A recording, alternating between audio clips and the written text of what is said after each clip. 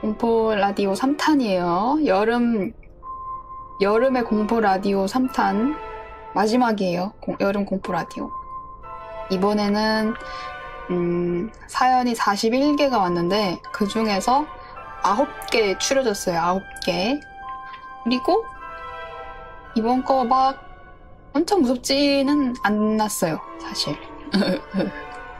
왜냐면은 사연이 많이 안 무서울 수밖에 없는 게 사연 모집 기간이 주기가 좀 짧아가지고 사연이 많이 안 와가지고 그럴 수 있죠. 네, 또 여러분이랑 같이 얘기하다 보면 무서울 수도 있으니까 한번 들려줘 볼게요. 그리고 이 사연 순서는 무서운 순서가 아니라 그냥 온 순서대로 읽는 거라 가지고 여기다 무서움을 부여할 필요가 전혀 없습니다. 그럼 첫 번째 사연을 바로 읽어볼게요. 자, 첫 번째 사연 찬찬님입니다. 안녕하세요. 한예종 음악원에 재학 중인 학생입니다. 저희 학교의 석관동 캠퍼스는 괴담이 많기로 유명한데 음악원이 있는 서초동 캠퍼스에는 그런 것들이 일절 없기에 내심 마음을 놓고 있었는데 이 일을 겪고 나서는 이곳 역시 안전지대가 아님을 알아버렸습니다. 이 이야기는 제가 학교에서 겪은 실화임을 명백히 밝힙니다. 때는 5월이었습니다. 올해 5월. 수업이 다 끝난 시간, 저를 비롯한 동기 몇 명은 야간 연습을 위해 학교에 계속 남아 있었습니다. 연습실을 쓰려면은 학생이 미리 시간을 예약해야 되는 시스템이고 정해진 시간 외인 연습실을 사용하는 것은 금지되어 있습니다. 아직 예약된 시간까지 한참이나 남아있던 터라 저희는 모두 그동안 시간을 보낼 만한 빈 강의실을 찾고 있었습니다. 아쉽게도 대부분의 강의실은 이미 누군가 사용하고 있었습니다. 모두가 슬슬 포기하려던 찰나 동기 중 한 명이 기적적으로 빈 강의실을 찾아냈습니다. 해당 강의실은 납득하기 어려운 위치에 있더군요. 3층에서 가장 좁고 어두운 복도 끝에 의상실이 있는데 그 의상실을 지나 조금 더 깊숙이 들어가야 찾을 수 있는 방이었습니다. 사람들이 찾기도 힘들고 잘 쓰지도 않는 곳이었죠. 뭐가 어찌됐든 저를 포함한 동기 넷은 기쁜 마음으로 그 강의실에 들어갔습니다. 그때의 구성원에 대해 잠깐 부연 설명을 드리겠습니다. 저랑 그리고 친구 A, 친구 B, C, 사연자님 본인이랑 A, B, C 친구 이렇게 해요. 그래서 총 동기 4명이죠. 동기 4명이 그 강의실에서 시간을 보냈는데요. 참고로 B랑 C는 사귀는 사이입니다. A, B, C 중에 B랑 C는 사귄대요. 시간이 흘러서 석식이 나올 시간이 되었고 저녁 식사를 하고 나면 연습실을 예약 시간에 맞춰 사용할 수 있겠다고 생각한 저와 A는 짐을 챙겨 강의실에서 나오게 됐습니다. 제가 강의실에 남아있는 둘, B와 C 커플에게 손을 흔들면서 이따 봐 하고 인사했던 게 아직도 기억이 납니다. 그렇게 저는 저녁을 먹고 지하 연습실에 들어가 연습에 몰두하고 있었습니다. 얼마나 지났을까? 꽤 늦은 시간이 되었을 때 갑자기 B한테 전화가 왔습니다. B는 남성분이에요. 커플 중에 남성분, C가 여성분이고. 전화를 받자 장난기 가득한 목소리로 그가 묻더군요. 너 어디냐? 제가 지하 연습실이라고 대답하자 유쾌하던 그의 목소리가 순식간에 굳는 걸 느꼈습니다. 거짓말하지 마. 전 어이가 없어서 반박했지만 그는 계속 믿지 않더군요. 그러다가 끊어봐 라는 짧은 말과 함께 전화가 끊겼습니다. 그때까지만 해도 대수롭지 않게 생각했던 저는 연습을 마저 한 후 짐을 챙겨 학교로 나왔습니다. 지하철을 기다리고 있는데 B한테서 다시 전화가 왔습니다. 전화가 찝찝하게 전화가 끊겼던 걸 만회하고 싶어서 마음의 준비를 한 후 전화를 받았습니다. B의 목소리는 떨리고 있었습니다. 너 지금 어디야? 제가 지하철이라고 말하자 그가 조심스럽게 물었습니다. 아까 우리 강의실에 있던 사람, 강의실에 찾아온 사람 너 맞지? 함께 강의실에 있다가 A와 함께 저녁을 먹으러 나간 게 끝이고 그 뒤로 다시 B가 있던 3층으로 가지 않았기 때문에 전 계속해서 아니라고 말했습니다. 다시 올라간 적이 없다고 해도 믿지 않더라고요. 도대체 뭘 봤길래 너 자꾸 나한테 이러냐고 장난치지 말라고 B한테 화를 내자 C가 전화를 바꿔받았습니다. 진짜 너 아니야? 너 계속 지하에 있었어? C의 목소리를 들은 저는 이게 장난이 아니라는 걸 알았습니다. 그녀는 거의 울고 있는 목소리로 간절하게 제게 질문했거든요. 듣자 하니 상황은 이랬습니다. 저와 A가 3층 강의실에서 나간 후 두 커플은 강의실에서 쭉 연습을 했다고 합니다. 한참의 시간이 지나 C는 연습을 하다가 누군가 강의실 문에 있는 작은 창을 통해 자신들을 뚫어지게 쳐다보는 것을 인지했습니다. 소름이 돋아 몸이 굳었으나 그 얼굴이 저라는 걸 안 C는 금세 마음이 놓였다고 합니다. C는 제가 왜 저런 섬뜩한 표정을 우릴 보고 있을까 생각하면서 제게 손을 흔들어 인사했습니다. 그녀를 보면서 눈을 꿈뻑이던 저는 같이 손을 흔들면서 인사를 받아주었다고 합니다. 그 모습을 A도 옆에서 똑똑히 보고 같이 손을 흔들어 인사했습니다. 저는 A에게 시선을 옮겨 그를 한참 보다가 인사를 받아주었다고 하네요. 두 사람과 인사를 나눈 저는 기괴하게 씩 웃으면서 복도를 달려나갔다고 합니다. 평소에 엉뚱한 행동을 자주 하는 저였기에 두 사람은 또 제가 이상한 컨셉을 잡고 장난을 하는 줄 알았답니다. 그래서 그때 제게 어디냐고 전화를 걸더군요. 처음에는 저를 닮은 사람이겠거니 했습니다. 그런데 B와 C는 절대 다른 사람이 아니라 무조건 너라고 아주 단언을 하더군요. 그렇게 똑같은 사람은 존재할 수가 없다며. 이 좁은 캠퍼스에서 저와 비슷하게 생긴 사람을 한 번도 본 적은 없습니다. 확률상 한 번쯤 스쳐 지나갈 수밖에 없을 텐데 그렇게 되면은 분명 동기들 사이에서 절 닮은 사람이 있다는 말이 나왔을 테니까요. 아까도 언급했다시피 그 강의실의 위치는 그냥 걸어가다가 쉽게 스쳐갈 수 있는 곳이 아닙니다. 한낮에도 불이 켜지지 않아 어두운 그곳은 정말 비좁은 복도를 끝까지 걸어가 의상실을 찾고 그 뒤에 왼쪽으로 난 길 끝으로 더 깊숙하게 들어가야 나오는 비밀의 방 같은 곳이거든요. 절 닮은 사람이 우연히 거기까지 들어가서 창을 통해 알지도 못하는 사람 둘을 뚫어지게 쳐다보다가 인사를 하는 걸 보고 전혀 놀라는 기색 없이 받아준 뒤에 깔깔대며 다시 지나간다? 더군다나 늦은 시간에? 우연은 아닌 것 같고 아무리 생각해봐도 너무 무섭고 섬뜩합니다. 몇 달이 지난 일인데도 너무 소름 돋아요. 도대체 그것의 정체는 뭐였을까요? 아무리 이런저런 가설을 세워봐도 납득이 되지도 않고 이해도 되지 않습니다. 이 사건을 시작으로 제 학교 생활에 무언가 이상한 일들이 자꾸 생기곤 했습니다. 혹시 이 사연이 슈멜코님의 방송에서 읽힌다면 이후에 일어난 사건들도 글로 정리해서 또 제보하겠습니다. 긴 글 읽어주셔서 감사합니다. 라는 사연이었습니다. 또 나중에 주세요. 겨울에 재밌게 읽었습니다. 이거는 이게 제일 처음으로 온 사연인데 뭔가 제일 처음 워밍업 하기도 좋은 사연이라 가지고 마침 1번을 읽었습니다. 뭔가 이런 예체능 관련된 건물에서는 참 재밌는 일이 많은 것 같아. 이거는 트루라네요. 픽션이라는 말이 하나도 안 적혀있어요. 참 예체능 되는 그런 데는 뭔가 무서워. 미대도 그쵸? 미대도 예체능 계열이니까 뭔가 무서워. 석관동 캠퍼스? 여기는 괴담이 많아요? 한예종의 석관동 캠퍼스? 전에 우리가 봤던 데인가? 석관동 캠퍼스 괴담. 한국예술종합학교 괴담 모음이 있는 게 참 너무 무섭다. 아, 뭐 로딩이 오래 걸려. 석관동 모르겠네. 아무튼 녹음실에도 이런 귀신, 그쵸? 녹음실에 귀신 나오면 또 잘 된다고 하니까 한예종은 어떤 곳일까? 이거는 그 창문으로 나를 보고 있는 그 검은 무언가가 참 무서운 것 같아요. 그리고 큰 창이 아니라 작은 창이 더 무섭지 않아요? 난 그래. 그래서 옛날에 그게 좀 무서울 때가 있어요.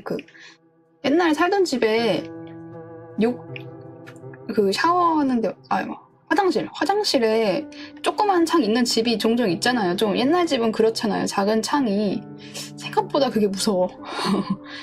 무조건 쇠고랑 잠그고 샤워함. 개무서운 그런 거. 글 쓴 분이 사실 기억상실증 같은 게 아닐까요? 그럼 더 무섭겠네. 근데 아니겠죠. 기억상실증이면 애초에 본인이 그런 걸 파악했겠죠. 픽션이었다면은 기억상실증입니다. 추가했으면 좀 무서웠겠다. 아무튼 글쓴이 악귀 들렸다고? 김태리냐고. 자, 다음 사연으로 바로 갈게요.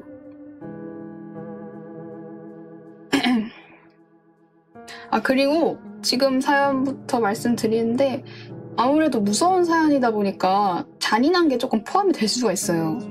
조금 잔인하면은 미리 말씀을 드릴게요. 혹시 잔인한 거는 좀 별개로 싫어하는 사람이 있어요. 그건 별개로, 무서운 걸 별개로. 그러니까 그거는 미리 말씀을 드릴게요. 그래서 이 사연이 끝나면은 잔인한 거는 특별히 사연이 끝났다 싶으면 주먹을 하나 쥘 테니까 이미지는 없습니다. 네, 끝나면 주먹 져줄게요. 이번 사연이 좀 그렇습니다. 핑구는 몰라 눈누밖에 님입니다. 잠이 솔솔 오는 고3 생활 어느 날 담임 선생님께서 풀어주신 선생님의 군인 시절 이야기입니다. 일병 시절 선생님은 진지공사에 쓰일 모래를 강가에서 퍼오는 작업에 불려나갔습니다. 작업에 함께할 동기 몇 명과 상변 선임을 태운 트럭은 길을 나섰고 얼마 가지 않아 건너편에서 기둥이 부서져서 낮게 쳐진 전깃줄에 덜렁덜렁 매달린 전봇대를 발견하게 됩니다. 부서진 전봇대는 복귀 후 부대에 보고하자는 선임의 말에 별일 아닌 듯 다시 작업지를 향했습니다. 삽질 경험이 있는 선임 덕분인지 작업은 일찍 끝났지만 예상치 못한 비가 오기 시작해서 급하게 복귀를 준비하게 됩니다. 때마침 모래를 덮을 천막도 없어 모래를 다지듯이 밟고 그 위에 동기 2명을 태운 채 출발하기로 했습니다. 그러니까 트럭에다가 모래를 하고 그 위에다가 그 모래 위에 사람이 탄 거예요. 혹시 뭐 잘 모를 수도 있으니까 군대 이런 진지공사. 그래서 다들 급해진 마음 탓에 비가 왔기 때문에 다들 마음이 급해져서 왔던 길을 되돌아가는 길 대신에 지름길을 통해 가는 것으로 의견을 모았습니다. 운전을 하던 동기는 속도를 조금 낼 터니까 조심하라는 말을 했는데 짐칸에다가 뒤에 있는 사람들 전했는데 빨라진 속도에 신난 한 명이 급기야 모래 위로 일어서게 됩니다. 빠른 속도로 부서진 전봇대를 지난 트럭은 금방 부대에 도착했습니다.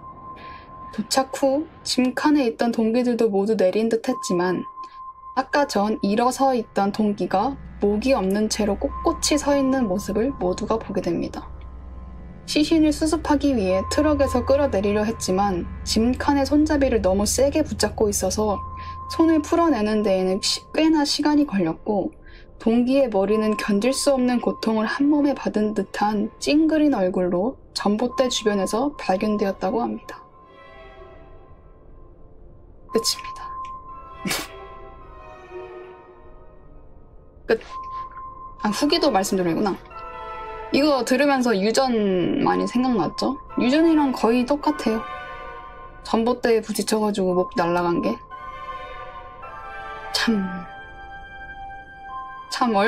근데 참 주변에 같이 있던 동기들 얼마나 어이없는데 그 슬퍼할 겨를이 없잖아요. 사실 이게 팍 하고 끝난 거니까. 어이가 없는데 이거 어떻게 얼이 빠지겠다 진짜로. 이게 앞에 어떻게 써주셨냐면은 픽션인 듯 픽션 아닌 픽션 같은 군대 사연입니다. 뭐 어떡하라는 거야. 아무튼 그냥 픽션 같지만 싫어라는 얘기인가? 잘 모르겠네요. 그냥 들으라는 얘기인가 봐요. 아무튼 좀 충격이겠네요. 나 같아도 뭔가 반응을 못할 것 같아. 너무 한순간이었어가지고. 다시 오세요. 주먹. 근데 군대는 참 기묘한 일들이 많이 일어나가지고. 아이고. 다음 사연도 좀 잔인해요. 다음 사연이 전 사연보다 더 잔인해요. 아시겠죠? 또 주먹으로 수시도 주겠습니다. 자, 시작할게요. 익명차님. 안녕하세요. 이거는 인사말이고. 때는 제가 초등학생이던 시절 완전 깡촌에 살던 저는 모든 학년을 통틀어 전교생이 60명 남짓 되는 학교에 다녔습니다. 그래서 다들 아는 사이였고 친하게 지냈는데 유독 친한 한 학년 아래 동생이 있었습니다. 학교에서도 그 아이와 자주 놀았고 집에도 놀러가고 그랬습니다. 어느 여름날 평소와 같이 학교를 마치고 함께 그 아이 집에 갔는데 대문이 잠겨있는 겁니다. 그 아이는 부모님이 타지에서 일하시고 할머니와 같이 살았는데 할머니가 외출하셨단 겁니다. 대문을 열면은 바로 마당을 넘어 대청마루가 보이는 집이었는데 보신 적이 있는지 모르겠지만 대문이 초록색이고 굵지만 볼록하고 잘록한 둥근 기둥 모양의 쇠창살이 빽빽하게 붙어있고 그 위에는 도둑들이 넘지 못하게 뾰족한 화살촉 같은 가시들이 있습니다. 이거 뭔지 알죠? 옛날 시골 가면은 이렇게 동글개쭉 동글개쭉 하다가 맨 위에만 뾰족한 그런 울타리 그런 겁니다. 그래서 그 아이는 더워서 할머니를 기다리고 있었는지 그냥 내가 이 울타리 넘어서 문 열게 하고는 대문을 넘으려고 했습니다. 그 순간 저는 집 안에서 인기척을 느끼고 잠깐만 있어봐 라고 말한 후에 대문 창살 사이로 들여다봤는데 눈이 새까맣게 파여있고 피부가 엄청나게 쭈글쭈글한 다른 모르는 할머니가 기괴하게 활짝 웃으면서 대청마루 위를 빙글빙글 돌면서 덩실덩실 춤을 추고 있는 겁니다. 단박에 사람이 아닌 것 같다고 생각이 들어 겁에 질린 저는 동생에게 지금 들어가면 안 될 것 같다. 넘어가는 건 위험해. 할머니 오실 때까지 회관에서 기다리자고 대충 얼버무리고 회유하려 했으나 말을 듣지 않자 오늘은 놀기 싫다고 무서워서 도망쳤습니다. 그러고는 다음날부터 그 친구는 학교에 오지 않았습니다. 선생님 말씀으로는 몸이 아파서 당분간 쉰다고 했습니다. 한 달 정도 지났을까요? 큰 흉터와 함께 돌아온 친구에게 무슨 일이 있었냐고 물어봤는데 할머니를 기다리기 싫었던 아이는 기어코 대문을 넘었다는 겁니다. 본인은 처음에는 갑분이 넘었다고 생각했는데 대문 위에 있던 화살촉 모양의 가시를 잡고 다 넘었다고 생각하는 순간 대문 밑, 즉 자기 발 아래에서 검은 무언가가 발목을 잡고 아래로 확 잡아당겼다는 겁니다. 그리고는 따끔하고 화끈거리는 느낌과 함께 잠시 기절을 했는데 깨어나 보니 팔꿈치 안쪽의 피부를 뚫고 대문 위에 가시에 박혀 피부가 직 벌어지고 살과 지방이 보이며 피가 줄줄 흐르는 채로 팔이 안 빠지고 있었다고 하네요. 너무 아파서 울고불고 했는데 주위에 있던 이웃 할아버지께서 빼주시고 119를 불러줬다고 하네요. 그 말을 듣고 너무 무섭고 소름이 끼쳤습니다. 정말 제가 창살 사이로 봤던 정체를 모를 할머니가 해코지를 한 걸까요? 끝까지 말리지 못해서 죄책감이 들었는데 그 아이가 저에게 왜 같이 안 있어줬냐고 왜 말리지 않았냐고 역정을 낸 뒤로 서서히 멀어져서 이후로는 어떻게 지내는지도 모르지만 지금은 잘 있을까요? 별일 없이 잘 있었으면 좋겠네요. 15년은 더 지난 일인데 아직도 기억 속에 생생한 이야기였습니다. 감사합니다. 라는 사연이었습니다. 참. 아니, 주인공은, 작성자분은 말렸습니다. 너무 죄책감이 혹시나 있다면 죄책감은 전혀 가지지 마시고, 실화래요. 뭐, 픽션이라는 건 안 적혀 있어요. 근데 충분히 있을 만한 일이에요, 이게. 진짜 충분히 있을 만해요. 아유, 기름 새끼는 왜 그걸 넘어가지고, 아유, 아프겠다. 에휴. 이거, 제가 옛날부터 말한 영화 있는데, 영화 맨 보신 분 있어요? A24에서 영화 맨.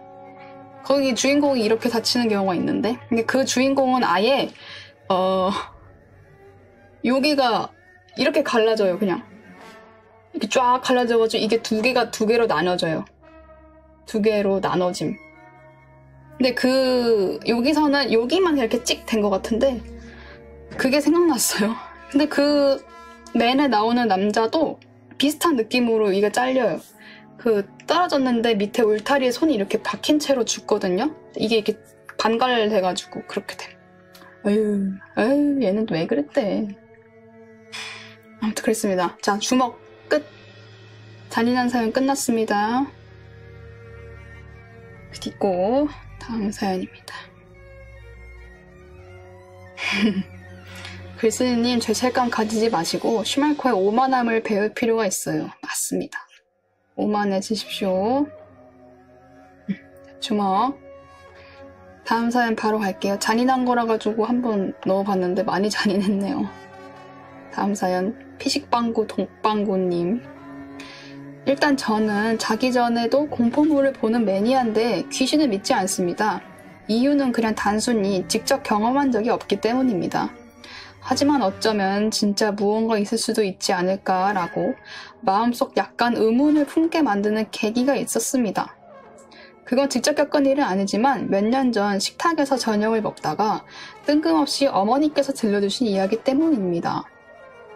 일단 저희 어머니께서는 작은 동네에서 오랫동안 조그마한 화장품 겸 옷가게를 하셨습니다. 그래서 단골 아주머니들의 주 대상이었고 동네의 다방이나 다름이 없는 아주머니들의 만남의 장소가 되었습니다. 그중 A 아주머니께서 여행을 다녀오신 다음 주에 저희 어머니 가게에 오셔서 들려주신 이야기입니다. 그러니까 A 아주머니가 겪으신 이야기겠죠. A 아주머니는 재작년 11월 2명의 아주머니들과 총 3명이서 해남에서부터 해안가를 따라 군산까지 여행을 다녀오셨습니다. 그중 보길도라는 섬에서 발생한 일입니다. 그 아주머니 무리들은 보길도에서 낚시하는 아저씨의 배를 타고 돈 3만 원의 삼치회를 즐기고 있었답니다. 술도 마시고 흥에 겨워 계획보다 더 시간이 지나 배 위에서 날이 어두워져 버린 겁니다. 잘 곳도 알아보지 못해서 걱정을 하고 있을 때 낚싯배 아저씨가 자기가 잘 아는 민박집이 있다고 지금 전화하면 방도 따뜻하게 보일러로 데펴줄 거라면서 걱정하지 말라고 하셨답니다. 그래서 육지에 내려서 그 민박집에 도착해보니 산으로 둘러싸인 간판도 없는 완전 낡은 민박집이라는 겁니다.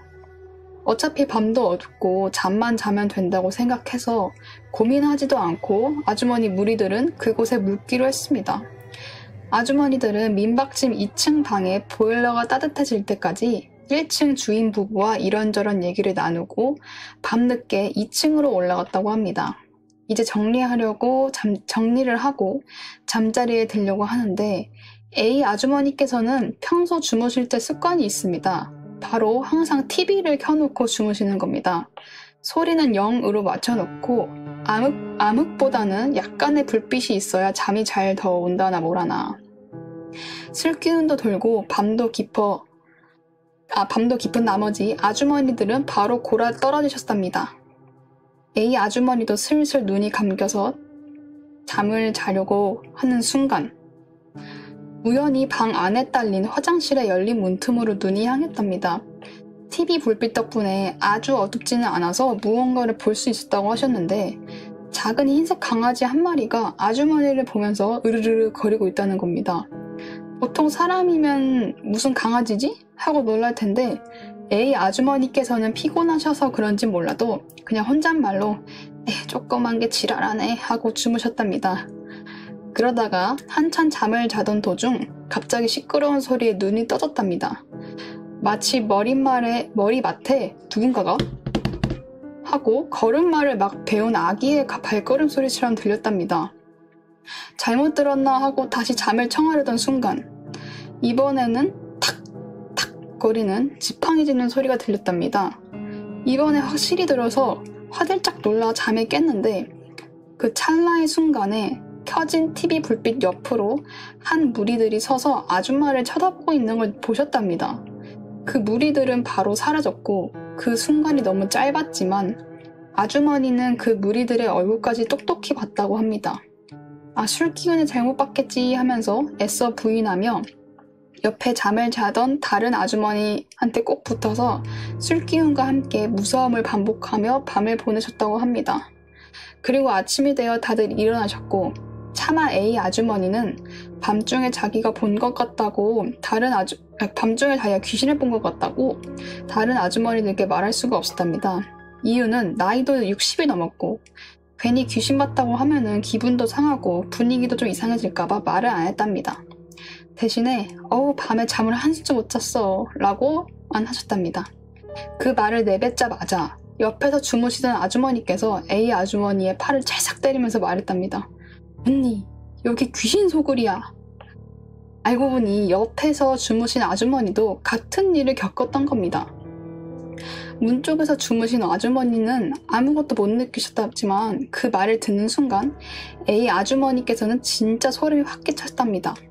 여차저차 그러고 나서 정리를 하고 민박집을 나왔는데 어제는 어두워서 안 보였었는데 아침이 되자 민박집 주위를 보니 주위 한 군데군데 신을 모시는 당 같은 것들과 제사를 지내는 것들로 쫙 걸려있다는 겁니다. 이 이야기를 여행 다녀오신 후 저희 어머니 가게에 오셔서 어머니께 들려줬답니다. 저희 어머니한테 언니 내가 진짜 귀신 이런 거 안 믿는데 이번 일로 느꼈어. 진짜 뭐가 있긴 있나 봐 라고 하셨답니다. 당연히 저희 어머니는 믿지 않으셨고 웃으면서 야 귀신 어떻게 생겼디? 라고 물어봤답니다. 그러자 A 아줌마는 한두 명이 아니라 아주 바글바글 할 정도였답니다. 저는 이야기를 듣고 흥미가 생겨서 그 아주머니께 민박집이 어디냐고 어머니께 물어봐달라 했는데 하도 외진데라 찾을 수가 없다고 하네요. 이런 이야기셨습니다. 저는 이거 그 바글바글 모먼트가 좀 좋았어요. 바글바글이 귀신이 보통 한 사람이 이러고 있는 경우가 많은데 바글바글이면은 바글바글이면 내가 견딜 수 있을까? 바글바글을 내가 견딜 수 있을까? 바글바글 서가지고 나를 보고 있다? 옹기종기 바글바글 수근수근 이런 이야기였습니다. 아주머니들한테 전해오는 구전 이야기가 참 재밌어요. 여러분도 혹시 제가 괴담 영상 자면서 들으라고 켜놨잖아요. 그거 읽다가 진짜로 악몽 꾼 사람이 있나봐. 댓글에 좀 있어요. 그런 이야기가. 이거 보다가 악몽 꿈. 근데 그럴만한 그게 아닌데. 근데 보통 잠자기 전에 마지막으로 본 게 꿈으로 나오는 경우가 많아요. 저도 어릴 땐 그런 적이 좀 많았어. 마지막으로 본 게 꿈으로 나와. 그래서 그러셨나? 그거 듣다가. BGM이 세요? BGM 너무 크진 않죠? BGM 괜찮죠? 지금. 그리고 그럼 바로 다음 사연으로 또 갈게요. 다음 사연 또 같은 분이 보내주셨는데 아까 피식빵구 독빵구님이 한 번 더 보내주셨어요. 자, 한 번 더 읽어드릴게요. 군 복무 시절 새로운 후임이 들어왔는데 알고 보니 같은 지역에 사는 녀석이었습니다. 그래서 이런저런 얘기도 하고 친해졌는데 그 후임이 자신이 직접 겪은 얘기를 들려줬습니다. 입대 전 자신이 신시가지의 한 클럽바에서 알바를 했었답니다. 크리스마스 이브날이라서 사람이 엄청 많이 와 정신이 없었답니다. 잔과 접시를 깨는 건 기본이고 싸움질에 바닥에 오바이트도 하고 테이블 위로 올라가서 머리를 흔들며 춤을 추는 미친 여자도 있었고 아주 난리가 아니었답니다. 그러고 크리스마스나 새벽이 돼서야 마감을 하고 뒷정리를 하고 있었답니다.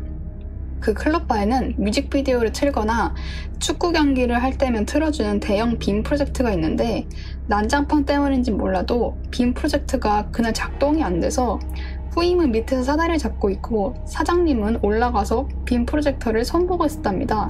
항상 정리할 때는 카운터에 있는 컴퓨터에 미디어 플레이어로 노래를 틀면서 정리한다고 하는데 그때도 노래 플레이리스트를 반복 재생시켜놓고 있었다고 합니다. 그 바에서 오랫동안 일해서 노래 순서는 저절로 다 알고 있었답니다. 한참 빔 프로젝트와 씨름 중인데 갑자기 다음 곡으로 넘어가는 클릭 버튼 소리인 타닥 소리와 함께 노래가 다음 곡으로 넘어갔답니다. 별 대수롭지 않게 생각하고 있었답니다. 근데 조금 있다가 또 타닥 소리가 들리더니 처음 플레이리스트 재생곡인 이승철의 그런 사람 또 없습니다가 재생됐다는 겁니다. 그제서야 사장형이 아씨 뭐야 왜 또 저 노래가 나와 딴 거 들어봐 하고 후임은 알겠다고 해서 카운터로 갔습니다. 마감 후라서 실내의 불은 거의 꺼져 있는 상태였고 후임은 카운터로 향해 걸어가고 있었고 모퉁이를 돌고 카운터를 본 순간 어떤 여자가 카운터 의자 위에 쪼그려 앉아서 컴퓨터를 만지작거리고 있었다는 겁니다. 바로 여자와 눈이 마주쳤고 후임은 깜짝 놀라 소리 지르면서 욕을 질렀답니다. 그런데 그 여자를 자세히 보니까 몇 시간 전 테이블 위에서 머리를 흔들면서 춤을 추는 미친 여자였다는 겁니다.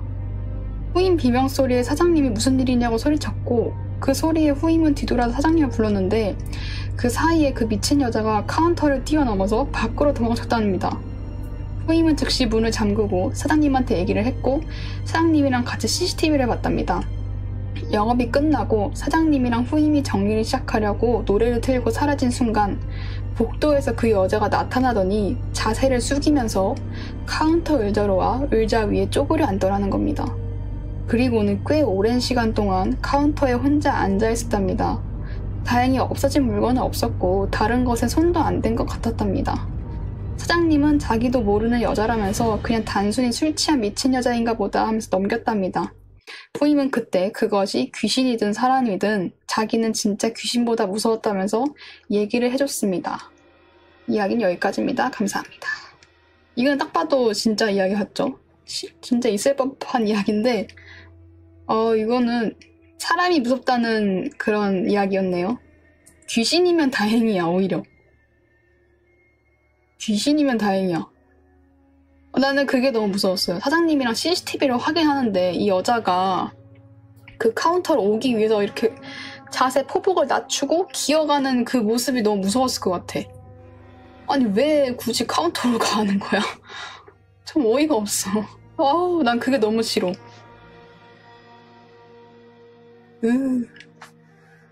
이승철을 좋아하나 봐요. 참. 사연 읽는 속도가 너무 빠른데? 뭐야? 근데 사실 이게 제가 9개 준비했는데 9개 중에 2개? 9개 중에 2개래. 9개 말고 2개는 좀 애매한 사연으로 남겨둔 게 있어요. 너무 빨리 끝나면 그 애매를 읽으면 돼가지고 일단 읽어볼게요.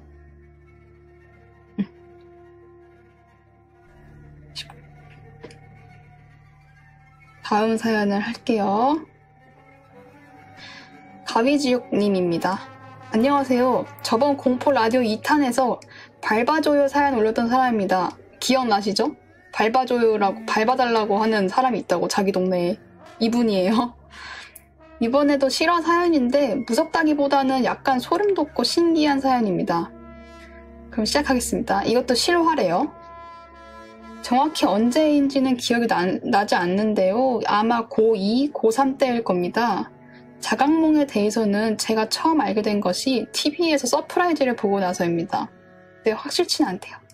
그걸 보고 호기심이 생겨서 홀린 듯이 자각몽에 대해 알아보았습니다. 요약하자면은 꿈을 꿀 때 꿈속에 있다는 것을 스스로 인식하고 상상하는 모든 것을 꿈에서 실현할 수 있다. 라더군요. 그리고 마침 네이버였나 다음이었나 아마 네이버 카페일 겁니다. 루시드 드림이라는 카페가 있었고 당시 활동도 많고 회원도 꽤 있던 걸로 기억합니다. 여기서 자각몽을 꾸는 방법이 잘 정리가 되어 있어서 그리고 몇 가지가 방법이 있더라고요. 방법을 정리해 두셨어요. 1번 내추럴. 이미 자연적으로 자각몽을 꿀 수 있는 사람들. 딱히 뭘 할 필요도 없어서 알아서 자각몽이 가능하다. 2번 꿈 일기. 이건 자각몽을 꾸기 위해 수련을 하는 방법입니다. 매일매일 잠에서 깨면은 그날 꿨던 꿈 일기를 쓰는 방법으로 사람에 따라 차이가 있지만 3에서 6개월 정도만 하면은 자각몽이 가능하다는 겁니다. 3번 와일드. 강제로 자각몽을 꾸는 방법. 그래서 저는 스스로가 내추럴이 아님을 잘 알고 있어서 꿈 일기를 잘 알고 있었고 꿈 일기를 몇 달간 쓸 자신이 없었기 때문에 3번 와일드를 선택했습니다. 방법은 이렇습니다. 우선 자려고 누워서 몸은 편안히 하고 정신을 맑게 유지합니다. 그렇게 계속 기다리다 보면은 가위 눌렸을 때처럼 몸이 굳고 그때 흥분하지 않고 견뎌내면은 자각몽으로 들어갑니다. 솔직히 저는 거짓말 같았지만 속는살 치고 시도를 해봤습니다. 평소처럼 잠에 들기 위해 몸을 눕고 정신을 말짱하게 유지를 했습니다. 한두 시간 정도 그 상태를 유지하다가 포기할 때쯤 갑자기 꽤 큰 소리로 귀에서 삐 하는 이명 소리가 들려오기 시작했고 이내 저를 괴롭히던 이명은 갑자기 가수 유나님의 목소리가 들리는 노래로 바뀌었습니다. 목소리는 명백히 유나님인데 유나님의 노래는 아니었습니다. 그렇게 노래를 10초 정도 들었을 때 갑자기 온몸이 굳어지는 느낌이 왔고, 이때까지 가위를 한 번도 눌려보지 못했지만 저는 이게 가위라는 걸 직감할 수 있었습니다. 처음 느껴본 그 느낌이 생생합니다. 정신은 멀쩡한데 아무리 발버둥 쳐도 손가락 까딱할 수 없는, 몸이 말을 안 듣는, 처음 느껴보는 그 느낌에 공포감이 밀려왔고, 저는 필사적으로 움직이려고 했고, 천장을 바라보고 누워있던 자세에서 옆으로 몸을 돌리는데 겨우 성공하고 가위에서 벗어났습니다. 저는 이 경험을 이후로 자각몽에 대한 미련을 버리게 됐습니다. 하지만 정말 신기하고 소름이 돋게도 이틀에 한 번 꼴로 제가 원하지 않아도 가위에 눌리게 됐습니다. 처음엔 정말 지옥 같았습니다. 잠에 들려고 할 때 갑자기 몸이 굳어지고 온몸에 식은땀이 나기 시작했습니다. 이 지옥 같은 가위와 함께 생활한 지도 1년이 지나니까 저도 적응이 되더라고요. 가위가 오기 전에 아주 짧지만 그런 느낌이 오기 때문에 몸이 굳기 전에 뒤척여서 가위에 눌리지 않는 방법을 터득했습니다. 믿기지 않겠지만 저는 가위에 눌려서 움직이지 못하는 느낌을 받고 싶어서 가위가 눌리려고 할 때 피하지 않고 눌린 적도 있습니다. 가위가 약하게 눌리면은 제가 원할 때 가위를 풀 수 있는데, 저는 가위의 강도가 약할지 셀지도 모르기 때문에 가위가 강하게 눌리면은 아무리 움직여도 가위가 풀리지 않아 두려움과 후회 속에 빠졌던 날이 있습니다. 그렇게 점점 가위를 즐기는 지경에 이르렀습니다. 근데 본인이 써도 커도 웃기대요. 저는 가위에 눌렸을 때 눈을 뜨면 귀신이 보인다는 썰을 믿고 있었고, 아무리 가위에 눌려도 눈만큼은 꼭 감았는데 갑자기 무슨 자신감이 생겼는지 가위를 한참 즐기다가 눈을 떴는데 공포감이 사라져서인지 아무런 헛것도 보이지 않았습니다. 와일드를 시작하고 가위와 함께 지낸 지 2년 정도 지났을 무렵 저는 대학교 기숙사에서 지내고 있었고 가위도 드문드문해졌습니다. 기숙사는 2인 기숙사였고 저는 오후 공강이어서 룸메가 없는 방 안에서는 혼자 여유로운 낮잠을 청했습니다. 분명 가위는 아니었는데요. 제가 지금까지 꿨던 꿈 중에서 가장 무서운 꿈입니다. 아직도 생생히 기억이 납니다. 아무것도 없는 공간이었습니다. 정말 아무것도 없는 어두운 곳이었어요. 아무것도 인식할 수 없었지만 공포감이 밀려와서 심장이 터질 것 같은 그냥 공포가 생겼습니다. 말로 설명하기 좀 어려운데 정말 아무것도 보이지 않는 공포감과 제 심장박동이 마치 잔잔한 호수에 돌을 떨어뜨렸을 때 파장이 커지는 것처럼 커져갔고, 그냥 말 그대로 이러다가 심장이 터질 것 같았습니다. 무서운 걸 본 것도 아니고 무서운 상황도 아니었는데 마치 누가 제 심장에 바늘을 꽂고 공포감이랑 약물을 주입하는 것 같습니다. 이러다 죽겠구나라는 생각이 들던 무렵 룸메가 저를 깨워서 다행히 일어날 수 있었습니다. 좀 과장같이 들릴 수 있는데 진짜 원초적인 공포감이 엄청났고, 이러다가 코마 상태에 빠지거나 죽는 게 아닌가라는 생각이 들었습니다. 이 일 이후 저는 8, 9년이 지난 지금까지는 가위에 눌리지 않게 됐습니다. 처음 와일드를 시작하고 나서 가위에 눌리는 빈도는 시간이 지날수록 드문드문해졌지만 그 꿈 이후로 딱 끊게 되었습니다. 믿기지 않겠지만 실화입니다. 이 사연을 채택될지 모르겠는데 혹시라도 자각몽에 대해 관심을 갖지는 마세요. 제가 특별한 케이스일지 모르겠는데 근 2년 동안 가위를 달고 살았습니다. 제가 이과에다가 T라서 이런 거 잘 안 믿는데 왜 이렇게 된 건지 모르겠어요.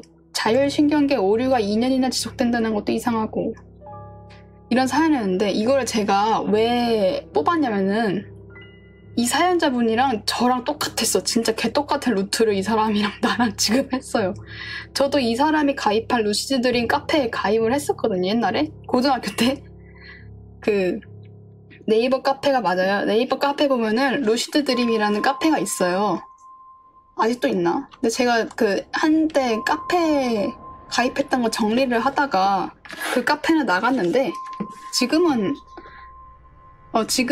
가입을 안 해놓은 상태인데, 네이버 카페 가보면은 여기 있다. 여기다 보여드릴까요? 실제로 있어요. 여기가. 아이고 화면만이 아닌데 화면 같이 보기.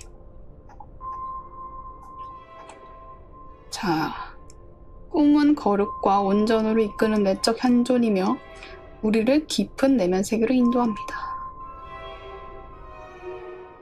이런 데가 있습니다. 꿈일기를 올려봐요.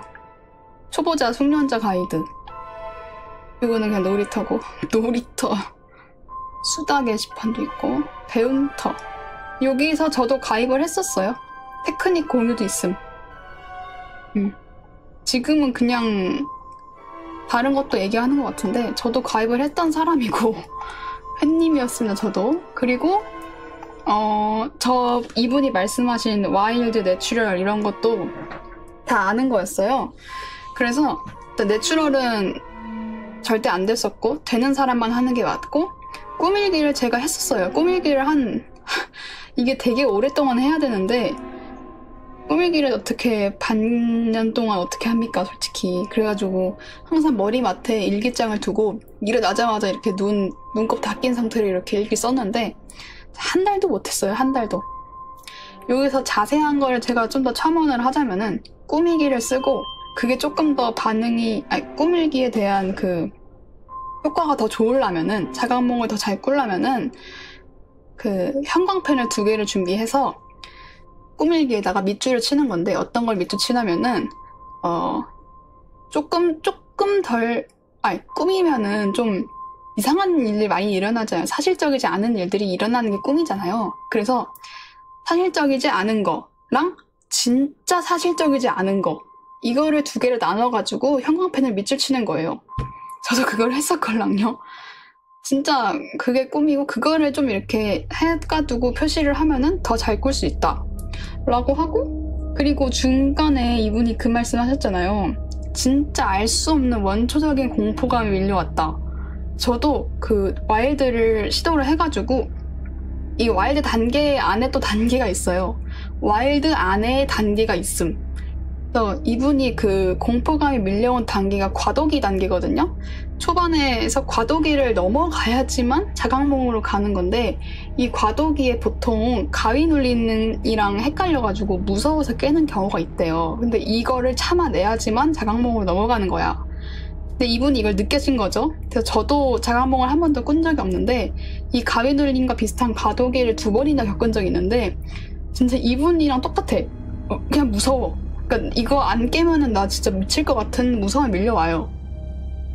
그리고 제가 이분은 그 윤하님 노래가 나오고 막 그랬대잖아요. 저는 어떤 게 나왔냐면은 기억에 남는 게 하나는 진짜 뜬금없는 건데 내가 이 자동차에 타서 창문 밖을 보고 있는데 밖에 배경이 그냥 다 보라색이고 보라색인데 되게 어두운 보라색 있죠. 어두운 보라색인데 내가 자동차 창문에 앉아가지고 이렇게 보고 있는 거예요. 자동차 달리는 거를. 그거를 보면서 그 약간 외국 영화에 나올 법한 그런 큰 간판이 있고 그냥 그런 건데 거기서 무서운 거예요. 거기서 이분이 말한 듯한 그 원초적인 공포가 갑자기 밀려오는 거예요. 그냥 전혀 무서울 상황이 아닌데도 불구하고. 그래서 깼고 다른 거는 기억이 잘 안 나는데 아무튼 그렇게 2번을 해가지고 그 후에는 딱히 시도를 안 했어요. 그리고 이분이랑 좀 비슷하게 저도 이게 제가 고등학교 때 했다 했잖아요. 고2쯤인가? 그랬을 거예요. 근데 제가 고2, 고3 때 가위를 제일 많이 눌렸어요. 귀신이 본 적은 한 번도 없는데 숨 못 쉬어지고 몸 안 움직이는 가위 있죠? 그걸 진짜 많이 눌렀어요. 고2, 고3 때. 근데 그때는 보통 스트레스가 많은 시기라 가지고 그럴 수가 있는데 제가 사실 막 수능 준비를 그렇게 열심히 한 아이도 아니었는데 그냥 뭐 공부로 그렇게 치이던 아이도 아니었어가지고 뭐 혹시나 그냥 공감이 돼가지고 저도 읽었어요. 너무 저랑 똑같았어요. 이거 읽는데 나인 줄 알았어. 루시드 드림에 가입해가지고 이 꿈을 꾸고 그리고 와일드 할 때 처음에 그 꿈에 들어가는 단계가 있잖아요.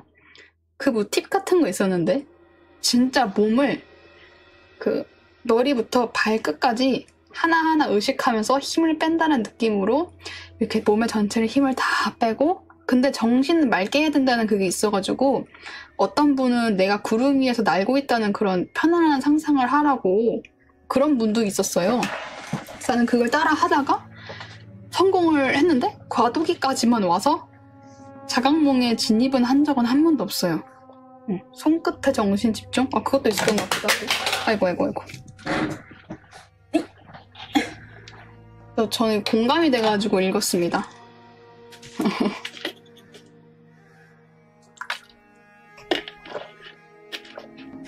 저 말고 루시드 드림 시도한 사람 처음 봤어요. 저도 이거 사연 읽으면 처음 봤어. 아니 근데 루시드 드림 카페는 이런 사람이 많은데 뭔가 이렇게 본격적인 얘기는 처음 봤어요. 근데 가위 눌리면서 귀신 본 적은 딱히 없어요. 다행이겠죠? 귀신 보면 안 좋아. 지금 오늘 9개 읽기로 했는데 지금 몇 번째냐면 9개 중에 9개 중에 벌써 6번째였네요. 그 애매한 사연 2개 더 읽긴 해야겠다. 그게 낫겠다. 이거 일단 9개 다 읽고 애매 사연도 읽을게요. 그러면은 다음 사연. 아, 근데 이분은 사진 그 약도를 하나 그려주셔가지고 약도를 다 오늘 안 받았네. 약도를 하나 다운받아야 됨. 그냥 귀요미 조그만 약도를 하나 그려주셨어요, 본인이. 왕 쪼꼬미 약도.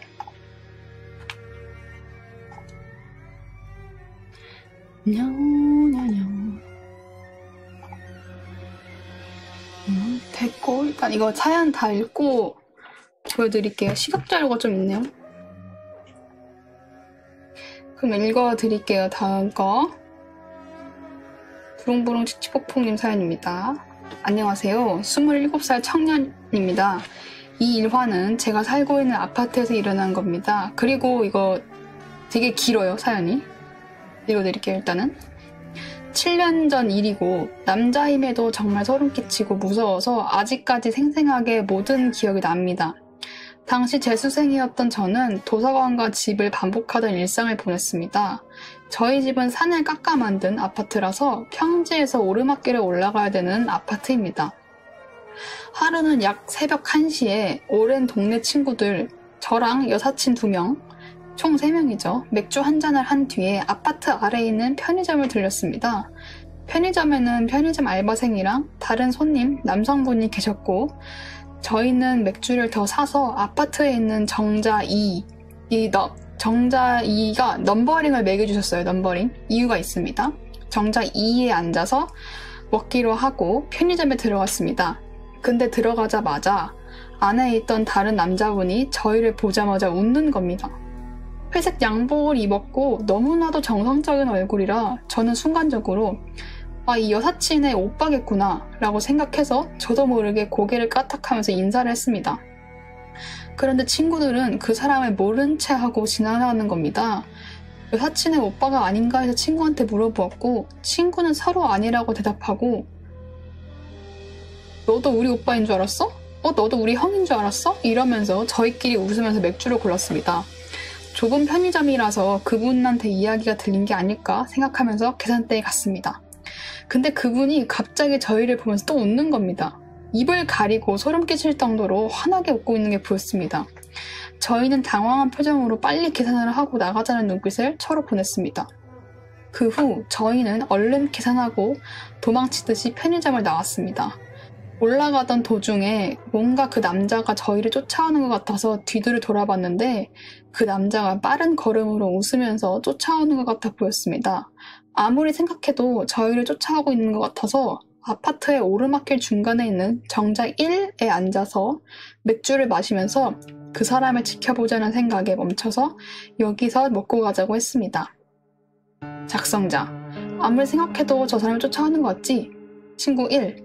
그런 것 같아. 왜 저러는 거야? 친구 2. 에이, 지나가는 사람 아니야? 작성자. 아무리 생각해도 쫓아오는 것 같아. 우리 정자 2에 가서 마시자. 그렇게 정자 2로 자리를 옮기려고 했는데 그 남자가 갑자기 정자 1 건너편에 멈춰서 저희를 보고 또 웃고 있는 겁니다. 한 손은 주머니에 한 손은 막걸리를 들고 저 남자가 다른 한 손에 무엇이 있을지 모르겠다는 생각에 순간적으로 이건 위험하다는 생각으로 친구들한테 빨리 정자 2로 먼저 뛰어가서 빨리 먼저 가라고 했습니다. 친구들한테. 그 후 계단 위에서 그 사람을 지켜봤는데 저희를 찾는 듯이 두리번 거리면서 한 손은 주머니에 뭔가 있는 것처럼 손을 넣고 저희 쪽으로 달려오는 겁니다. 요즘처럼 칼부림 사건이 그렇게 많지는 않던 시절이고 사건 사고가 많지 않은 지방의 도시라 주머니에 칼이 들어있을 거라고는 생각이 안 들 시절이었습니다. 그럼에도 손에 칼이 있을지도 모르겠다는 생각에 다급한 마음에 친구들한테 소리쳤습니다. 지금부터 장난치는 거 아니니까 잘 들어. 102동 쪽 길. 이거는 이따 약도를 보여드릴 건데 일단 말을 해드릴게요. 102동 쪽 길, 괄호치고 다른 길로 해서 너희 데려다 줄 테니까 빨리 걸어서 빨리 걸어. 저 사람 아무리 생각해도 위험해. 칼 들었을지도 몰라. 친구 1부터 110동부터 데려다 줄 테니까 일단 빨리 걷자. 아무 소리 내지 말고 그냥 와. 그 후 110동까지 102동에서 거리가 멀기 때문에 셋이 빨리 걸으면서 그 사람이 아직도 따라오냐며 도망치듯이 걷고 있었습니다. 뒤돌아보니 저 멀리서 그 사람이 또 웃으면서 달려오고 있었습니다. 저희 셋은 엄청나게 빠른 걸음으로 110동에 겨우 도착했습니다. 그 남자는 아직 쫓아오고 있었고 저희는 친구 1을 보내주었고 다른 길로 그 사람을 따돌리며 106동의 쪽으로 가려고 했습니다. 멀리서 다시 돌아보니까 그 사람은 110동 앞에 서 있는 상태로 가만히 멈춰 있는 겁니다. 그리고 무언가를 기다리는 것처럼 110동 창문을 바라보고 있었습니다. 순간 저는 저 사람 층수를 세는 거라고 생각해서 친구 1에게 바로 전화를 했습니다. 그 사람 너네 집 앞에 있어. 지금 너네 집 층수 세고 있으니까 불을 절대로 켜지 마. 친구 1. 뭐라고? 에이 설마 그 정도까지 하겠어. 작성자. 아무리 생각해도 그런 것 같으니까 절대 불 켜지 마. 그 후에 친구 2를 데려다 주기 위해서 먼 길로 돌아 106동으로 향했고 친구 2도 무사히 잘 보내주었습니다. 102동에 살고 있는 저는 혼자 106동에서 102동으로 내려왔고 110동 쪽을 바라보았습니다. 저 멀리 그 사람이 보였고 그 사람이 갑자기 웃으면서 소리를 지르는 겁니다. 저는 살면서 처음으로 인간의 본능적인 무서움을 느끼면서 집으로 도망쳤습니다. 집에 돌아와서 친구들한테 전화를 돌리고 아무 이상 없냐고 묻고 겨우 무서움에 떨며 잠을 청했습니다. 이 글을 쓰는 지금도 어린 마음에 그 사람한테 왜 따라오냐고 따지면서 말을 걸었으면 어떻게 됐을까라고 생각합니다. 여전히 본가는 그 아파트에 거주하고 있고 차로 다니느라 거의 걸어서 올라갈 일이 없지만 가끔 본가에 가서 친구들과 술 한잔하고 걸어갈 때면은 그 생각이 납니다. 언젠가 본인에게도 안 좋은 일이 생길 수 있고 그 상황에서 잘 대처하는 것이 가장 중요하다는 것. 그리고 그런 상황을 잘 대처하는 좋은 방법은 신고와 도망치는 것임을 여러분한테 알리면서 글을 마칩니다. 라는 건데 이분이 그린 약도가 있어요. 혹시 이해가 안 될 수도 있으니까 한번 같이 보면은 또 인간이 제일 무섭다는 거죠. 인간들. 저런 인간 참 또라이인데 집단에는 뭐 장난이라고 해도 저거는 참 못할 짓인데 에휴. 이 사연에 따르면은 정자 1, 정자 2 편의점. 아 편의점이랑 정자 1이 가깝군요. 그래야 처음에 정자 1로 가서 여기서 얘기하는데 여기서 갑자기 그 이상한 미친놈이 와가지고 낄낄거리면서 웃고 있어서 우리 정자 2로 가자. 정자 2로 이동. 근데 또 이 미친 인간이 또 따라옴. 그래가지고 빨리 돌아가지고 우리 다시 가자 해서 102동. 아 102동으로 하면은 이 파란색이 만약에 그 미친놈이라 하면은 이렇게 돌아갈 수 있으니까 이쪽으로. 그래가지고 여기로 가자고 했나봐요. 102동 쪽으로. 여기가 조금 원래 길인 것 같긴 한데 돌아가자고 하는 의미가 있네요. 그래서 102동으로 가서 110동부터 데려준다. 아 이렇게 쭉 110동 친구 1이었죠? 여기부터 데려다주고 이렇게 돌아가지고 자기네 집으로 가겠다. 106동이 작성자님 집이니까 이런 거였구나.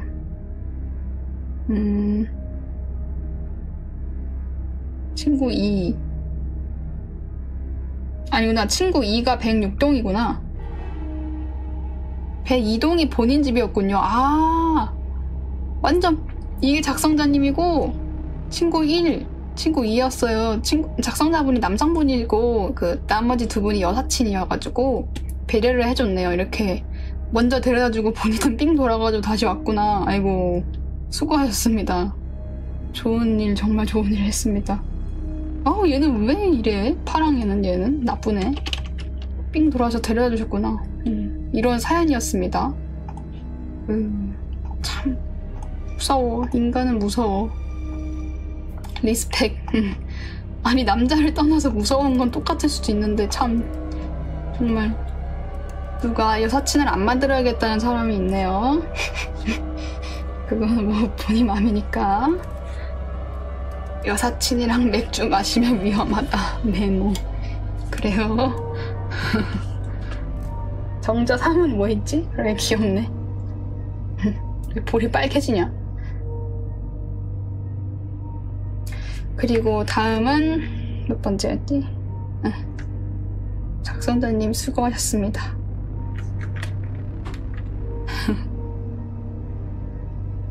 물 한 잔 마시고.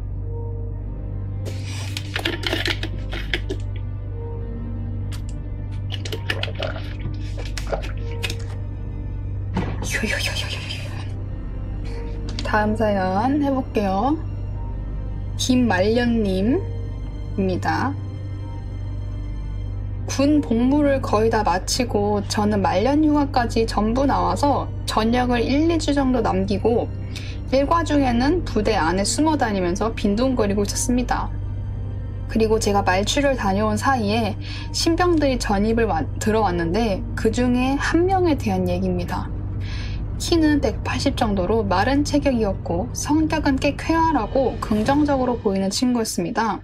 그러나 제 밑 후임들은 저 친구가 제일 패급이라고 저한테 귀띔을 해줬습니다. 저런 친구가? 라는 의문이 들었지만 그 신병 친구와 몇 마디 얘기해보자 이래서 패급이구나 라고 확신이 들었습니다. 처음에는 재밌게 얘기를 하다가 자기 집이 금수저다. 유명한 아이돌 뮤비에서 엑스트라 알바하러 갔다. 그래서 거기서 연예인들이랑 만나고 연예인들 비밀 계정이랑 마팔했다. 의대 지원했다가 아쉽게 떨어져서 지금 학교 다니고 있다. 그리고 가끔씩 귀신을 보기도 한다. 등등. 점점 허언증 같은 증세가 보이는 것이었습니다. 그래서 몇몇 가지에 대해 더 세세하게 물어보면은 누가 들어도 다 거짓말 같은 핑계를 대거나 얼버무리면서 확답을 피했습니다. 후임들에게 더 얘기를 들어보니까 이 신병이 허언증 같은 증상이 자기 일과 중에서도 이런 게 나타난다는 겁니다. 이 신병이 일과 중에 실수를 해서 일에 문제가 생기면은 죄송합니다 라는 말보다는 이 핑계 저 핑계 거짓말까지 하면서 상황을 모면하려는 겁니다. 자기는 끝까지 억울하다면서 자기 잘못이 아니라고 잡아떼고는 끝까지 인정을 안 하고 결국 위에 선임들과 동기들이 수습하는 일이 많았다고 합니다. 저는 이 친구를 보고 더 늦게 왔으면 이 친구 때문에 고생 좀 했겠다, 다행이다 라는 생각을 하고 이때까지만 해도 별 생각이 없었습니다.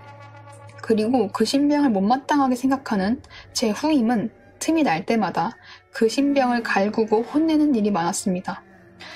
틈만 날 때마다 잘못한 걸 지적하고 거짓말한 걸 꼭 드러내가지고 그 신병이 창피함을 느끼기도 했습니다. 그렇게 혼나는 모습 속에서 신병의 표정을 다시 한번 봤는데 그 모습이 아직 잊혀지지 않습니다. 눈을 부릅뜨고 동공까지 작아지면서 죽일 듯한 기세로 자기를 혼냈던 선임을 잠깐 쳐다봤던 모습이 꽤 살벌했습니다. 그 모습을 보고 나서는 신병에게 말도 잘 안 걸고 마주칠 일이 없게끔 했습니다. 그리고 취침 시간이 되었는데 저는 모포를 뒤집어 쓰고 투폰으로 넷플릭스를 보고 있었습니다. 가끔 당직 사관들이 순찰을 할 수도 있기 때문에 인기청을 느낄 수 있게끔 이어폰을 한쪽만 껴서 영화나 애니를 보고 있었습니다.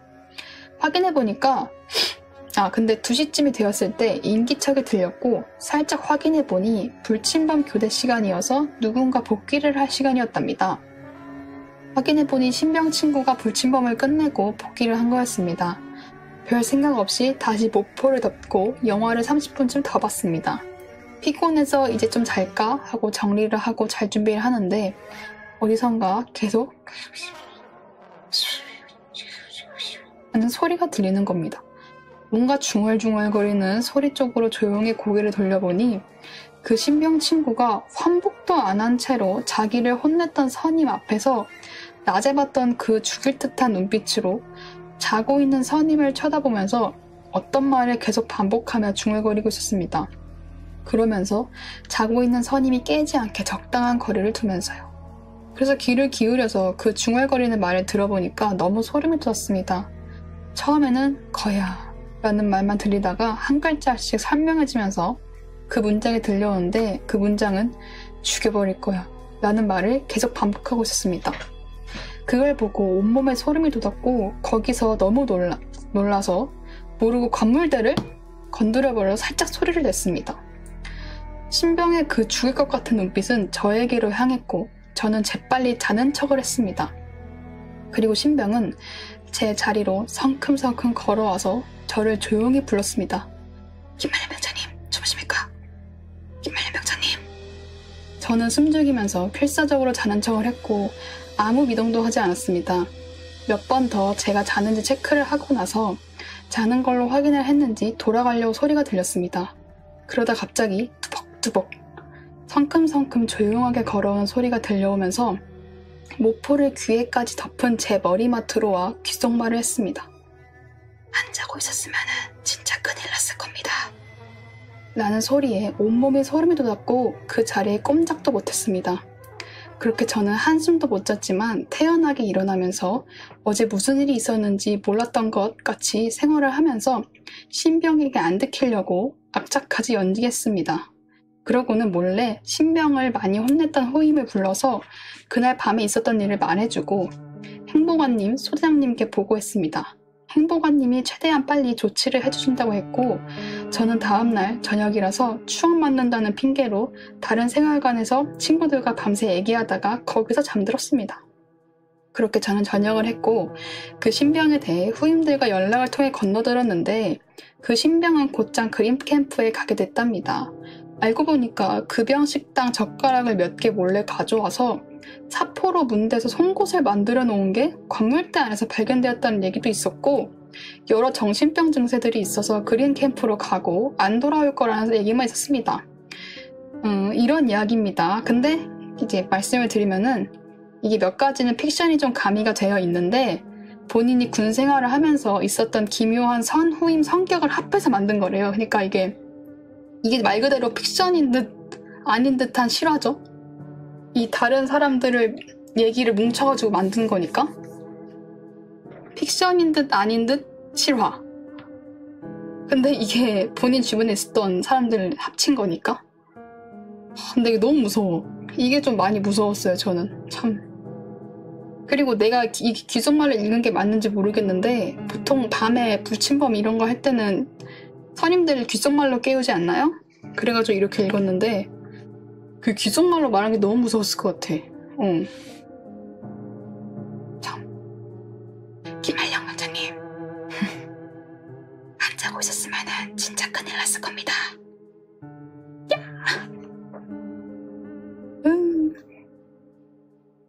왜 그랬을까나. 하지 마요. 왜? 이런 게 무서운 거지. 이분이 참 글도 잘 쓰셨습니다. 진짜 말년이셨네.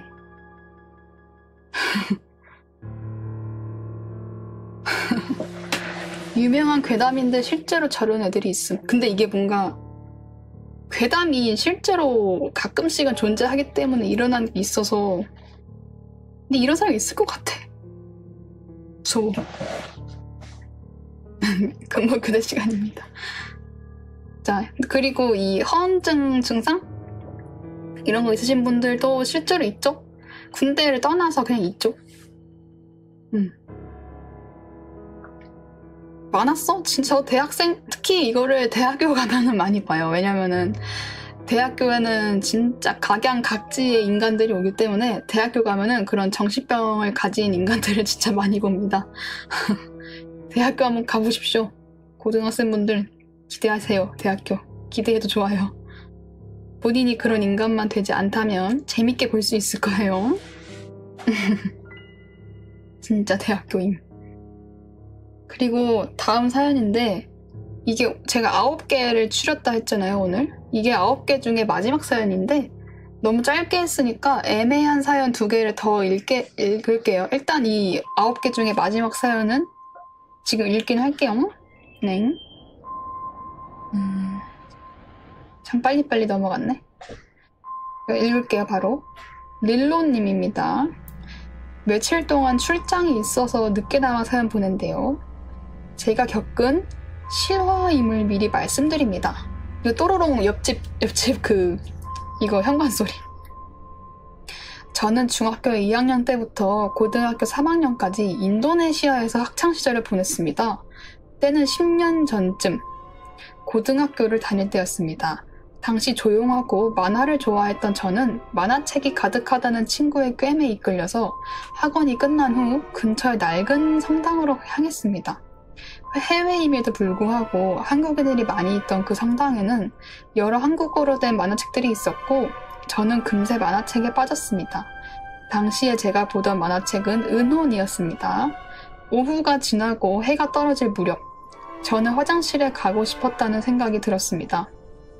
성당의 구조를 간략하게 말씀드리면은 정문에 들어서면은 바로 왼쪽에 만화책이 있던 방이 있고 정면으로는 2층으로 올라가는 원형 계단, 그 계단 옆에는 지하실로 향하던 계단과 어디에 쓰이는지 모르는 문이 하나 있습니다.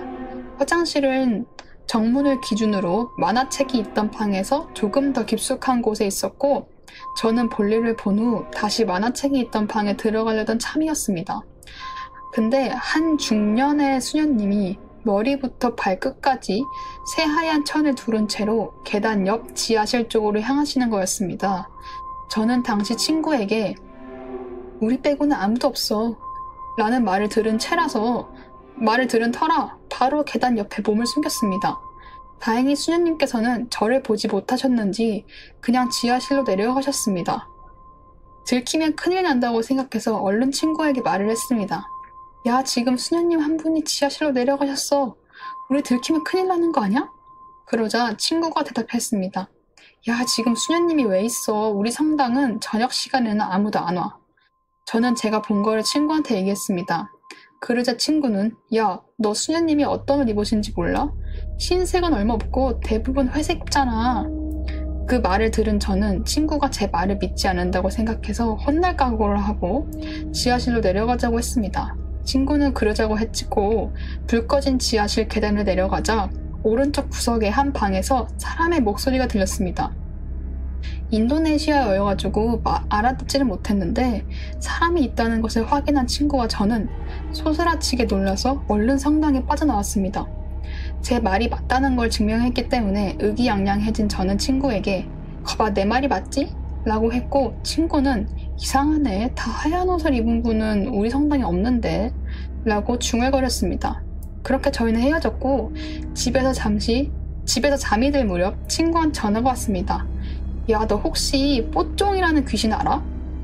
라는 말과 함께 친구의 설명은 시작되었습니다. 인도네시아에는 시체가 되살아난다는 미신이 있습니다.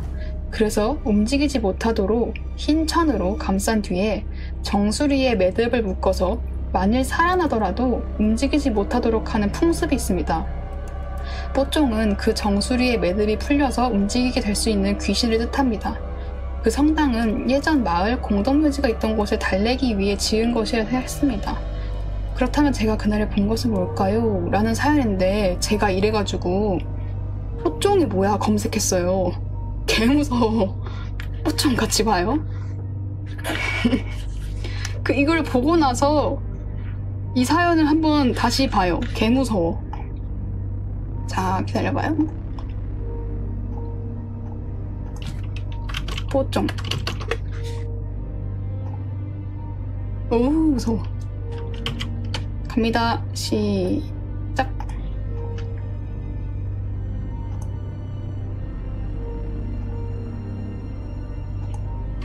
뽀종.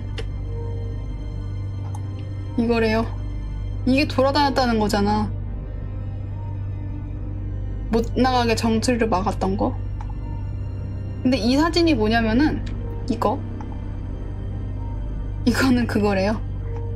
코로나 때문에 도시 봉쇄하려고 뽀좀 코스프레 해가지고 막았던 거래요. 무섭게 하려고. 이거 무섭다 너무. 이런 게 돌아다녔다고? 난 이런 귀신이 있는 걸 살면서 처음 알았어. 무섭죠? 이거를 보면서 들으니까 참 무서웠어요. 뽀좀 귀신. 그랬습니다. 이름이 귀여워서 다행입니다. 진짜 뽀좀. 그리고 일단은 9개 준비한 건 여기까지고 나머지 애매했던 사연을 더 읽기는 하겠습니다. 이거는 실화래요. 그리고 내가 그리고 이분이 사연을 조금 늦게 보내셨어요. 제가 사연창을 좀 늦게 닫아가지고 그랬는데 이 뽀좀 생긴 게 마음에 들어가지고 특별히 넣어줬습니다.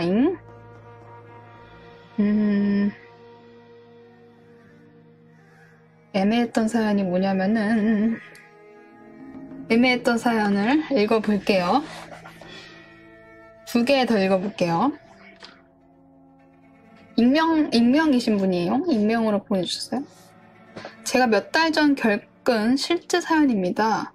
저는 지금 학생이고 몇 달 전 봄비가 거세게 쏟아지던 밤 저는 집 앞에 가까운 스터디 카페에서 공부를 하고 있었습니다.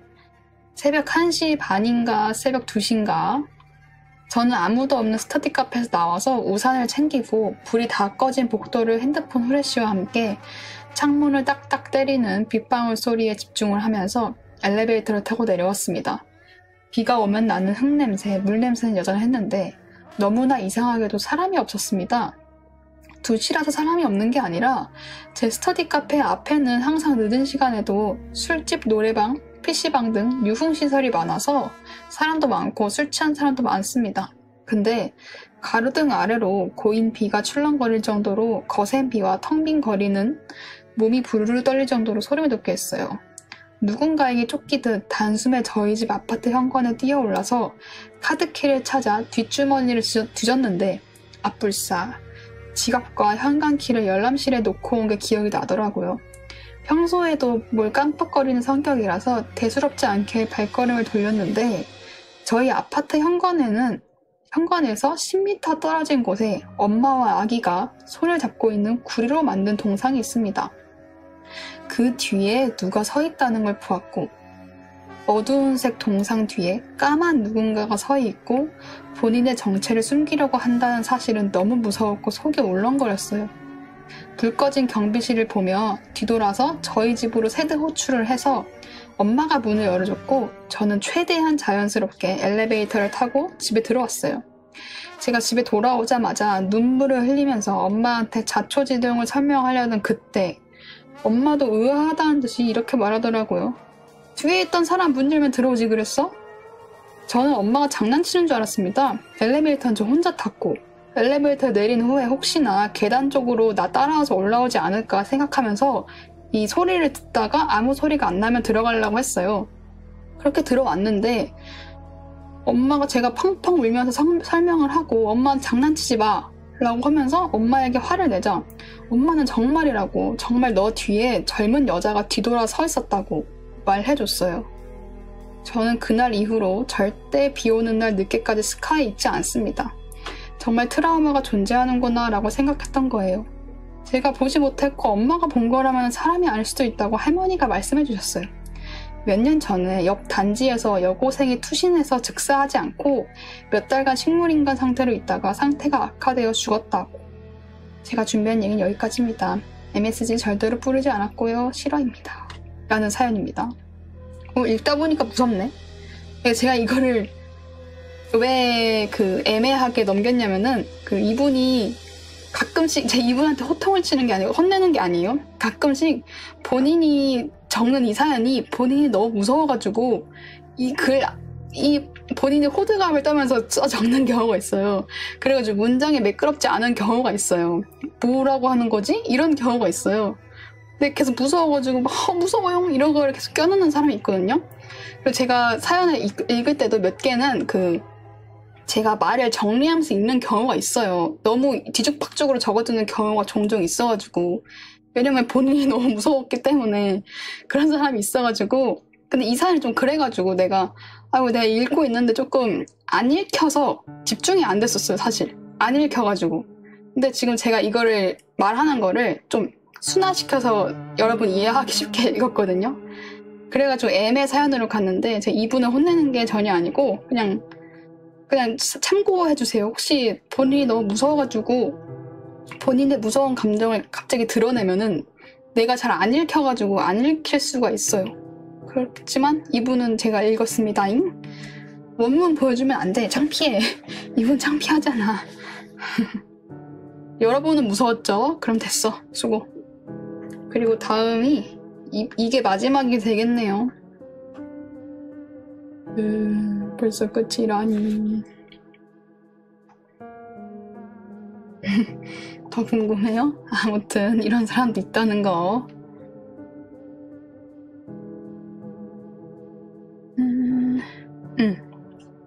익명이에요. 이분도 익명의 사연인데 전 직장에서 겪었던 이상한 일에 대한 썰입니다. 전 직장이 아니라 이 전 직장.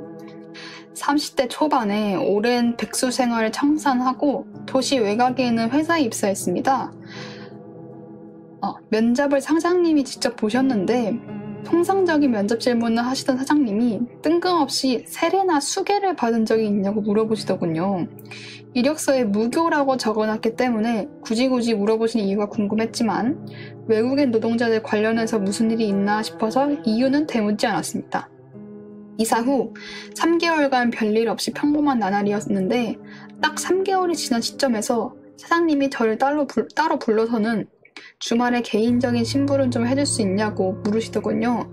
제가 편해지셨나 보다 싶어서 그리고 거절도 잘 못하는 성격이라서 흔쾌히 허락했습니다. 주말에 사장님과 약속한 장소로 나가자 사모님과 함께 계신 사장님이 운전을 부탁하시더군요. 그렇게 사장님과 사모님을 데리고 사장님이 찍어두신 내비를 따라 가보니까 교외 지역으로 나가게 되었습니다. 처음에는 골프 약속을 나가시나 싶었는데 두 분이 복장을 보시니까 그런 건 아닌 것 같았습니다. 두 분 다 평소 서글서글하고 직원들에게 잘 해주시고 말이 많은 편이었는데 그날따라 매우 조용하셨습니다. 어색한 기류를 도저히 못 깰 것 같아서 저도 조용히 내비의 안내를 따라 운전을 하다 보니까 어느새 목적지에 도착했는데 평범한 샌드위치 패널로 지어진 공장이었습니다. 주차를 하고 사장님을 따라 공장 건물 뒤쪽으로 가니 많은 사람들이 분주하게 움직이고 있었습니다. 그렇게 많은 사람들이 신기하리 많지 조용하게 있어서 당최 무슨 상황인지 이해가 잘 안 돼 사장님 옆에 딱 붙어 있으니까 사장님이 나지막한 목소리로 저한테 말씀하셨습니다. 자네는 나랑 같이 있다가 내가 하는 거 그대로 따라하면 돼. 뭘 하는 건지도 모르겠는데 그냥 따라가기만 하면 된다고 하니까 그렇게 하겠다 하고 사장님 옆에 서서 사람들을 구경했습니다. 점점 특이한 기물들이 보이고 결국에는 사람들이 고사를 준비한다는 결론을 내렸습니다. 다만 특이한 점이 고사는 보통 돼지머리로 하는 걸로 아는데 이상하게 뿔이 달린 숫소의 머리가 상 위에 올라가 있었습니다. 희끗한 긴 머리를 정갈하게 묶어두신 중년의 남성이 마치 무당의 무복 같은 옷을 입고서는 진두지휘하고 있는데 무복이라기에는 시꺼먼 색밖에 없어서 돼지머리 대신에 소머리에 처음 보는 검은 무복? 상당히 이질적으로 느껴졌습니다. 잠시 후 고사라고 생각했던 행사가 시작됐는데 저는 그때가 돼서야 고사가 아니라 구슬을 하려고 한다는 사실을 알았습니다. 이후 굿이 시작되고 지금까지의 조용함이 무색하게 북과 징 그리고 꽹가리를 아주 크고 정신없게 연주를 하더니 굿판 사방에 서 있던 잎이 달린 대나무들을 마구 넘어뜨리기 시작하더군요. 대나무들이 넘어질 때마다 사장님이 저를 이끌고 굿판 한가운데로 이동했습니다. 사장님은 냅다 이마가 바닥에 닿을 정도로 바짝 엎드리셨고 저는 덩달아 그 자세를 따라했습니다. 이마가 바닥에 닿아있기 때문에 주변 상황이 보이지 않았는데 시끄러운 장단과 사방에서 울려 퍼지는 곡소리 때문에 정신이 없는데 이제는 넘어뜨렸던 대나무를 사람들이 잡고서 흔드는지 정신없이 잎이 흔들리면서 들리는 마찰음까지 더해져서 마치 그 순간이 비현실적으로 느껴지며 현길증까지 났습니다. 그렇게 한참을 엎드려 있다가 누군가 저를 일으켜 세우는데 아귀의 힘이 어찌나 강한지 다리가 저려서 제대로 못 일어나는 저를 강제로 벌떡 일으켜 주셨습니다. 저를 일으켜준 사람은 검은 무복을 입은 무당이었습니다. 주변을 둘러보자 사방에 대나무와 잎이 흩뿌려져 있고 머리와 몸이 분리된 닭이 여기저기 굴러다니면서 시뻘건 피까지 사방에 낭자한 끔찍한 살풍경이 펼쳐졌습니다. 분명 옆에 같이 엎드려 있던 사장님은 언제 이동한 건지 굽한 끄트머리에 앉아서 저를 지켜보고 계시더군요. 굳이 진행되는 내내 저는 굽한 한가운데 엎드려 있던 겁니다. 무당은 저를 한참 이리저리 둘러보더니 혀를 차고는 이내 굽한 밖으로 나가도 좋다 라는 손짓을 하더군요. 저는 얌전히 나와서 사장님 곁에 앉았습니다. 사장님의 표정이 좋지 않더군요. 이후 굿이 끝난 건지 다들 정리를 시작하고 사장님은 저에게 차에서 기다리라고 말하고는 사모님과 함께 무당이 있는 건물로 들어갔습니다. 한참 있다 나오시는데 사장님, 사모님 두 분 다 표정이 너무 안 좋아서 도대체 무슨 일이 있었는지 차마 묻지 못했습니다. 이후 사장님은 저를 집까지 직접 운전해 주시고는 수고했다 라는 말과 함께 금일봉을 주셨습니다. 이후 별다른 일은 없었는데 하도 특이한 경험이었고 여기저기 말하고 다녔더니 불교학과 전공으로 한 친구가 제 경험담을 듣고 제 가생들이 사람 몸에 귀신을 넣을 때 소를 공양했다는 겁니다. 제가 경험한 거는 굿이 아니라 일종의 제 몸이 귀신을 받을 수 있게 살을 바꾸는 시도를 한 것 같다는 겁니다. 살을 바꾼다는 게 무슨 의미냐고 물어봤는데 경우에 따라선 다르지만 무당이 저에게 일종의 저주를 내린 거라고 하더군요. 실제로 그날 이후 사장님이 뜬금없이 다가와서 요즘 어디 안 좋은 건 없어? 잠은 잘 자? 이런 유별난 질문을 하고 했습니다. 마치 제 상태를 살피는 느낌으로요. 이 이야기를 해주자 친구는 확신하더군요. 몸이 귀신을 받게 흉사를 날렸는데 제가 운이 좋아서 별일이 없던 것 같다고 말해준 친구는 무슨 일이 있거든 수계를 받고 법명을 받으라고 조언을 해줬습니다. 친구에게 이런 얘기를 듣고 너무 불쾌했던 저는 이직을 준비했고 결국 퇴사를 했습니다. 이후 별일이 없었지만 결국 친구가 다니는 절에 함께 찾아가서 수계를 받고 불자가 됐습니다. 왜 무슨 이유로 저에게 귀신을 넣으려고 했는지 모르겠지만 종교나 미신을 안 믿던 제가 스스로 불자가 되었으니 어쩌면 그날의 살풀이가 저의 살을 바꾸게 한 게 아닌가 싶습니다. 라는 사연입니다. 그리고 이 사연은 픽션이에요. 중간에 조금 의문이 있을 수 있었죠? 픽션이기 때문에 여러분 너무 걱정하지 마세요. 저는 이게 왜 애매 사연으로 넣냐면은 픽션인 걸 알고 듣긴 했는데 좀 픽션이 티가 났어요. 개인적으로 알고 듣는 거를 몰랐어도 티가 났을 것 같아. 근데 이게 너무 티나가지고 조금 말하면은 이렇게 뭔가 말할 때 그 중간중간에 이거 픽션 아님? 이런 사람이 좀 나올까봐 그래가지고 일단은 애매하게 놔뒀는데, 그리고 그 뭔가 불교학과인 친구가 모든 걸 알고 있는 그런 게 너무 픽션 같아가지고 답답한 거는 픽션이기 때문에 주인공이 그래야지 이야기가 흘러가기 때문에. 그래도 이야기를 잘 쓰셨죠? 그랬습니다. 그래가지고 공포 사연이 끝났네?